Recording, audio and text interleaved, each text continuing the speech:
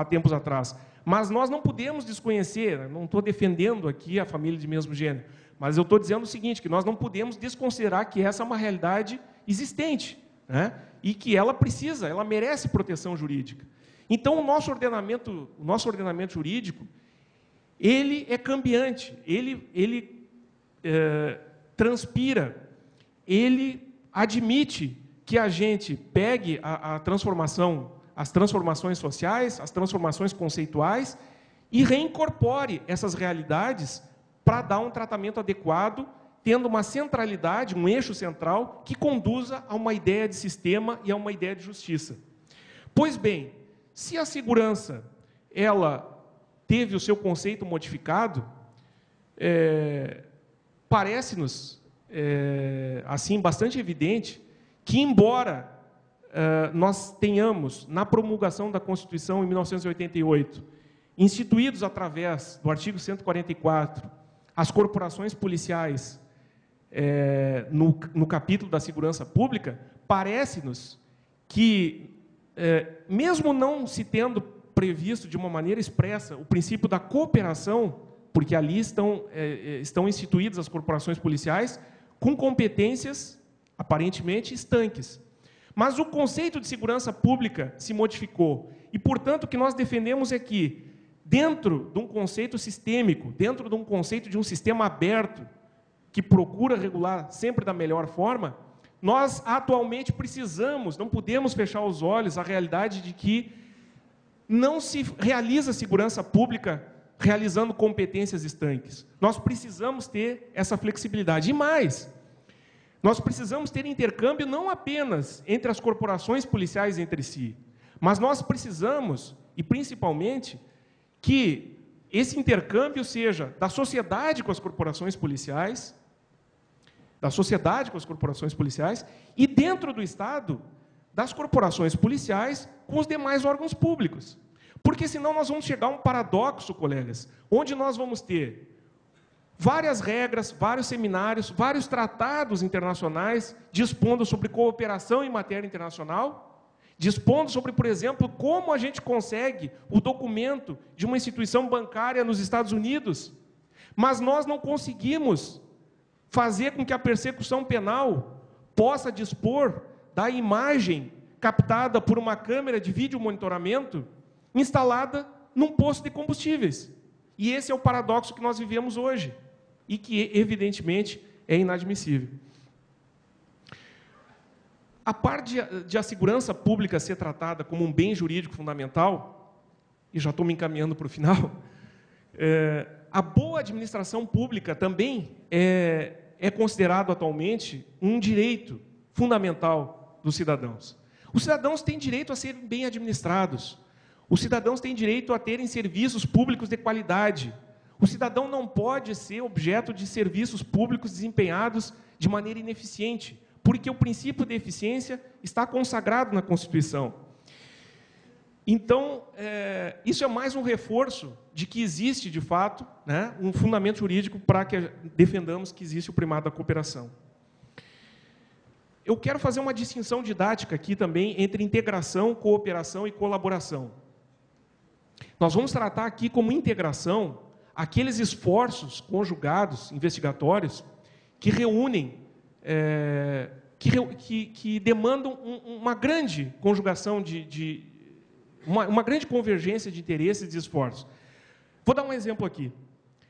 Uma investigação envolvendo uma organização criminosa devotada à lavagem de capitais. Essa investigação ela pode ser realizada unicamente pelo órgão de polícia judiciária da União, pela Polícia Federal? Pode, mas provavelmente essa investigação não teria a mesma eficiência. Como age a polícia, como têm agido as autoridades de polícia judiciária da União? Não apenas nessa incidência, peguei essa apenas como um exemplo. Os colegas delegados de Polícia Federal têm atuado em conjunto, através de autorizações judiciais, sempre com autorização judicial, realizando, num mesmo prédio, num mesmo espaço físico, uma força-tarefa.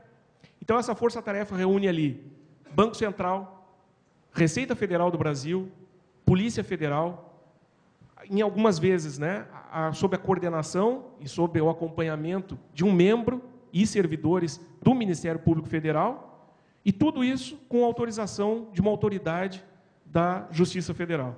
Ou seja, nós temos uma comunhão que chega mesmo a deslocar servidores que trabalham num determinado prédio para outro espaço público.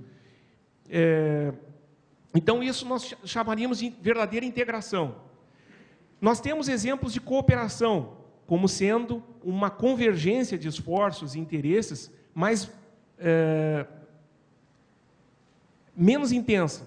O que seriam exemplos de cooperação? Seriam, por exemplo, aqueles momentos em que o policiamento militar se depara com uma situação criminal e faz o controle do espaço público até que a polícia judiciária, através dos peritos, chegue ao local, através do delegado, através dos agentes da autoridade policial. Então, isso é uma cooperação, né? Claro, se não houvesse esse tipo de cooperação, como seria preservado o local de crime? Se a polícia judiciária não está em todos os locais e não tem, por sua atribuição precípua, a preservação da ordem pública. Quem faria o disciplinamento do trânsito? Enfim, é óbvio, né? Isso é uma questão de cooperação que acontece também, é o dia a dia, é o cotidiano das corporações policiais. E aquele exemplo que demos da autoridade de polícia judiciária que promove o intercâmbio de informações em nível de inteligência, disponibilizando uma informação de interesse do policiamento ostensivo, também é um exemplo de cooperação. E, finalmente, a colaboração, que seria não no âmbito do Estado, mas seria no âmbito da sociedade, né? Porque o artigo 144, colegas, ele fala expressamente a segurança pública, ele estipula a segurança pública como dever do Estado, direito e obrigação de todos. Ora, se é direito e obrigação de todos, o que acontece quando um ente particular deixa de colaborar com a polícia judiciária na elucidação de um fato? O que acontece quando um particular, por exemplo, o vídeo monitoramento de um condomínio? Nós sabemos hoje que a maior parte dos condomínios fechados, possuem sistemas modernos de captação de imagens. Esses sistemas, inclusive, muitas vezes não ficam restritos ao recinto do condomínio, inclusive abrangendo o perímetro externo, sem regulação nenhuma, né? E quando esses entes particulares deixam de cooperar, de colaborar com o órgão persecutório, apresentando uma imagem, ou apresentando essa imagem com cortes, o que acontece com esse ente? Não existe um tratamento adequado. Não existe um tratamento adequado, a não ser o tratamento penal do crime de desobediência, eventual configuração do crime de desobediência. Mas é uma resposta que o nosso ordenamento jurídico dá, muito branda, e que não realiza o primado, né, que nós aqui defendemos da cooperação. Então, finalmente, a gente chega vimos defendendo aqui, né, a existência do primado da cooperação, e, por fim, a gente gostaria de chegar aos conceitos, então, de dano securitário. Ou seja, eu vou fazer aqui um paralelo com o meio ambiente. Vou citar outro caso rumoroso que provavelmente não teve repercussão, exemplo do primeiro, né? Não teve repercussão aqui na Paraíba, mas é um caso que certamente eu falando sobre ele, um caso do Rio Grande do Sul, mas que eu falando sobre ele, os senhores certamente têm inúmeros casos aqui na Paraíba que podem fazer o paralelo. Lá no Rio Grande do Sul, para quem conhece, tem um dos principais mananciais hídricos nossos lá, é o Rio dos Sinos. Num determinado momento, isso foi notícia em todo o Brasil, houve uma grande mortandade de peixes nesse Rio dos Sinos. E teve uma empresa que acabou sendo atribuída a ela essa mortandade de peixes, que foi a empresa Ultresa. Eu, evidentemente, aqui não estou entrando no mérito, né? Não sei se foi realmente, se os diretores dessa empresa foram eles, né? Eu estou aqui numa licença acadêmica com os senhores, discutindo um determinado caso para que a gente possa extrair uma conclusão. Não estou aqui tecendo juízo de valor. Mas, nesse caso concreto, que foi ventilado pela imprensa, eu não participei de nenhuma investigação, não tenho nada a ver com esse caso. Mas o que chegou ao público é que a mortandade tenha sido causada pelo lançamento de efluentes por essa empresa. Esse foi um caso rumoroso, porque foi um caso que produziu assim uma mortandade brutal de animais, né, principalmente de peixes nesse rio. E é um rio próximo à região metropolitana da capital gaúcha. Pois bem, o que nós temos aí? Nós temos um interesse, um direito que não pertence a ninguém individualmente considerado, porque não existe o meio ambiente meu, não existe o meio ambiente da Carolina, não existe, né, o seu meio ambiente, existe o meio ambiente de todos.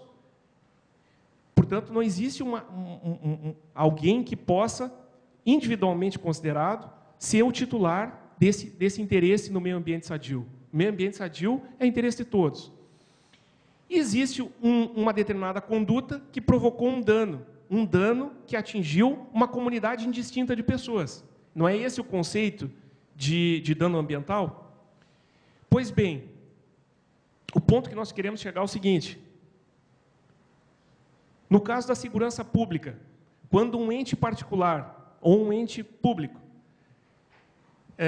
com a sua conduta antissocial, deixa de cooperar com o aparato persecutório, deixa de prestar uma informação relevante, por exemplo, que poderia solucionar um caso. Ou vamos pegar aqui um exemplo que acontece todos os dias. O senhor sabe que as polícias judiciárias hoje trabalham muito com interceptação telefônica e interceptação telemática. São expedientes que são bastante utilizados nas investigações. Expedientes sofisticados, mais modernos de investigação. Os senhores, talvez isso aqui, talvez a maior parte não saiba, mas aqueles profissionais que como eu, são delegados de polícia, esses certamente sabem muito bem do que vou falar aqui. Os senhores não sabem a dificuldade que nós temos com as companhias telefônicas. Porque essas companhias telefônicas são elas que realizam o desvio, né, do sinal eletrônico, que permite à polícia judiciária, com autorização judicial, fazer o monitoramento telefônico. E essas companhias normalmente demoram para cumprir, para implementar os alvarás que são expedidos pela Justiça, ou não implementam nas especificações técnicas que a Justiça determina, ou seja, não implementam a identificação dos interlocutores, o que dificulta demais a vida do investigador. Pois bem, todos esses exemplos de falta de cooperação, de falta de sensibilidade, são exemplos de condutas antissociais que são adotadas por esses entes e que prejudicam o interesse. Agora, esse interesse é do delegado de polícia que está coordenando aquela investigação? Esse interesse é da Polícia Federal ou da Polícia Civil do Estado da Paraíba? Não, senhores. Esse interesse não é do promotor, não é do juiz, não é do delegado. Esse interesse não é do investigador que está ali coordenando tecnicamente aquela operação. Esse interesse é um interesse da sociedade.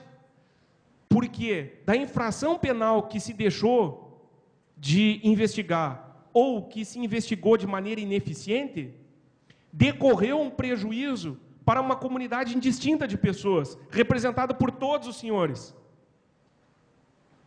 E esse dano, a exemplo do dano ambiental, não merece ser indenizado? Merece. E essa é a tese que a gente explana e defende. E que a gente milita. E que eu espero ter encontrado aqui nos senhores pessoas que tenham sensibilidade em relação a essa tese e que também venham a defender. E defendo isso com os seguintes argumentos. Por que a questão de cooperação com os órgãos persecutórios não era um tema importante no passado? Porque, senhores, antes da redemocratização, ocorrida em 1988, com a promulgação da Constituição vigente, nós passamos por inúmeros períodos de exceção. Períodos em que os órgãos policiais, infelizmente, foram utilizados para perseguição político-ideológica. E nesse momento da história do país, esses órgãos podiam recorrer a expedientes brutais para obter a cooperação da comunidade. Agora eu pergunto aos senhores, então, portanto, nesse período histórico do país, não era necessário ter uma regulação da cooperação. Por que não era necessário ter uma regulação da cooperação? Porque a cooperação era obtida de maneira atentatória aos direitos humanos. Mas no momento atual, em que nós vivemos um regime de liberdades, é admissível que a sociedade espere que os órgãos policiais, que devem se cingir obrigatoriamente à estrita observância da lei e ao respeito aos direitos humanos, que tais corporações recorram a expedientes brutais para obter as informações? Obviamente que não. E é por isso que é no regime de liberdades que a responsabilidade individual em cooperar com a persecução cresce. Olhem bem essa afirmação. É precisamente no regime de liberdades que a responsabilidade individual para a elucidação de fatos criminais, de infrações penais, cresce. Porque nós não podemos esperar que a polícia haja de outra forma que não na estrita observância dos direitos humanos e da legalidade. Esse é o primeiro argumento. Em segundo lugar, nós podemos fazer um raciocínio inverso. Ou seja, alguém aqui fará o advogado do diabo e dirá: mas eu não concordo. Eu não concordo, né, por tais e tais motivos, acho que não é uma tese defensável. Pois bem, então vamos fazer um raciocínio inverso. Vamos dizer que não é o Estado que está sendo credor de cooperação. Vamos dizer que é o Estado que prestou de maneira deficiente a segurança pública ou que não prestou a segurança pública.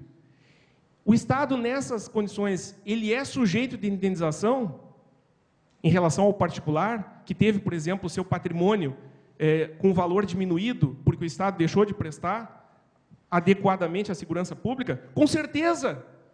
Não vou fazer a leitura pelo adiantado da hora, mas trouxe aqui vários julgados. E se os senhores forem a quaisquer repertórios de jurisprudência, encontrarão inúmeros julgados condenando o Estado ou a União, por terem sido omissos, por não terem prestado ou por terem prestado de maneira deficiente a segurança pública. O Estado já foi condenado, inclusive, ao pagamento pela depreciação de imóveis no Rio de Janeiro, pela questão das balas perdidas.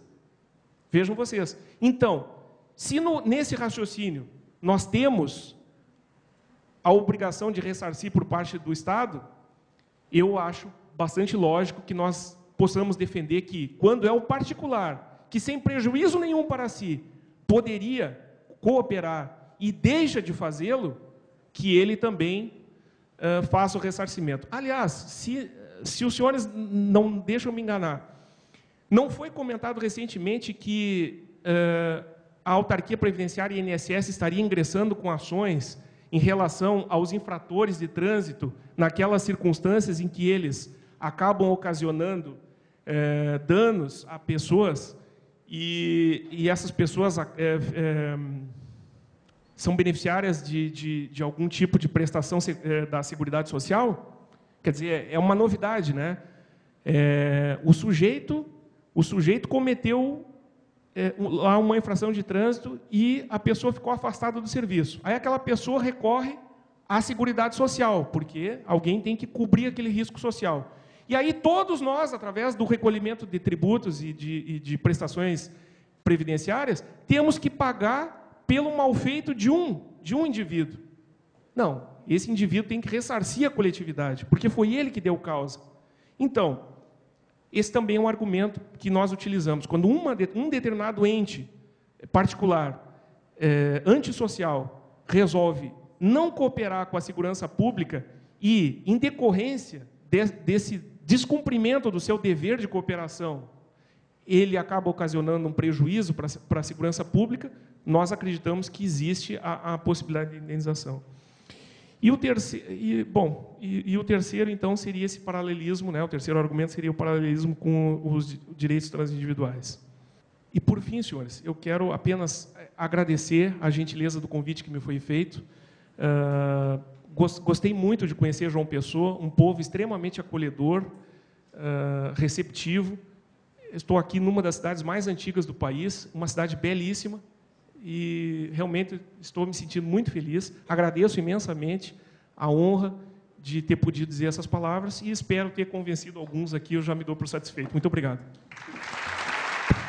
Doutor Gustavo, nós que temos a agradecer, não o senhor tem que agradecer, nós que temos a agradecer pela honra e da bela explanação que o senhor fez acerca não apenas do contexto atual da segurança pública e também da falta de cooperação que alguns entes, principalmente particulares, têm com a polícia, principalmente a polícia judiciária. E isso só dificulta sobremaneira a resolução de determinadas infrações penais que lá na frente vão refletir na prática reiterada de novas infrações penais. Então, em nome de todos aqui presentes, nós que agradecemos a deliciarmos por essa palestra proferida pelo senhor.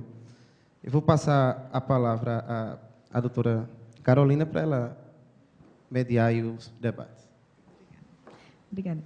Primeiramente, eu gostaria de parabenizar o Dr. Schneider pela brilhante exposição e dizer que esse tema de cooperação é sempre recorrente. Ontem, na minha explanação, que foi sobre proteção à testemunha, foi tratada aqui em 2 momentos a questão da falta de eficiência. Me foi questionada se o programa de proteção realmente era eficiente.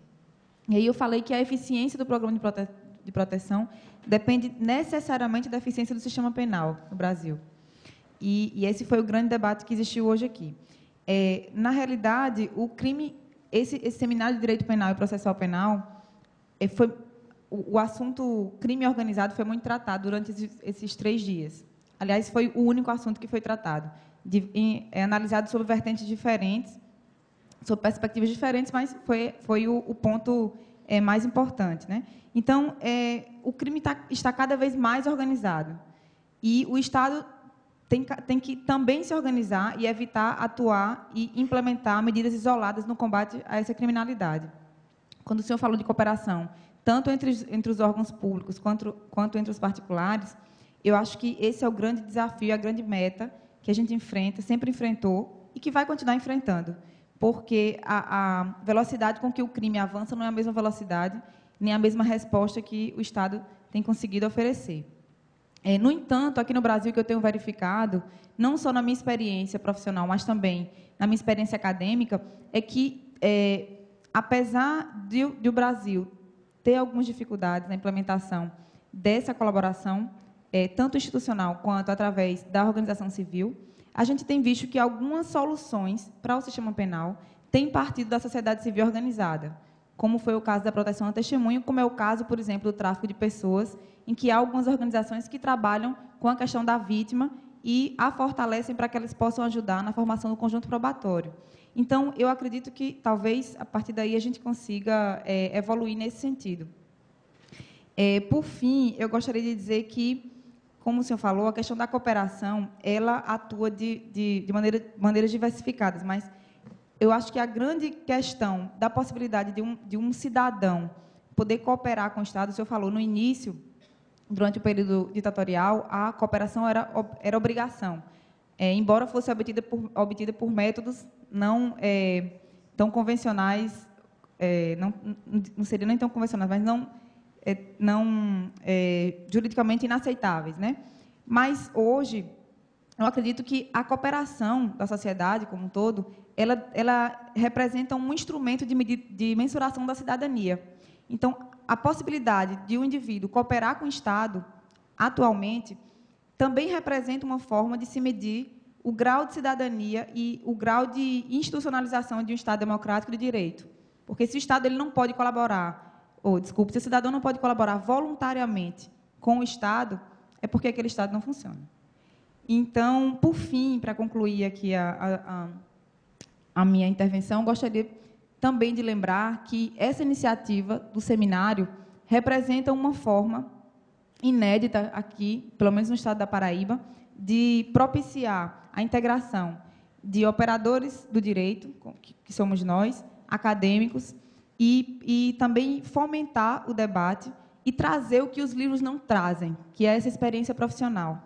É essa experiência acadêmica que o senhor trouxe aqui para a gente, aliada à experiência profissional que o senhor já tem, e a possibilidade de oferecer isso aos acadêmicos, aos alunos, que durante esse período de academia, de curso, estão fadados aos livros, né? Porque só tem acesso à prática através dos estágios, mas muitas vezes não representam a integridade do trabalho que vai acontecer futuramente. E, mais uma vez, lembrar que vários temas que antes eram mito, até temas que foram defendidos aqui por colegas, autoridades policiais, que muitas vezes, assuntos que muitas vezes não foram tocados por se achar que é muito sigiloso, isso não pode ser falado, foram tratados aqui durante esses 3 dias. Então, por fim, eu gostaria de agradecer a sua presença, parabenizá-lo mais uma vez pelo excelente trabalho que tem feito aí no estudo da cooperação aliado com a prática, e parabenizar também os alunos, todas as pessoas que participaram aqui do evento, agradecer pela presença de todos. Obrigada.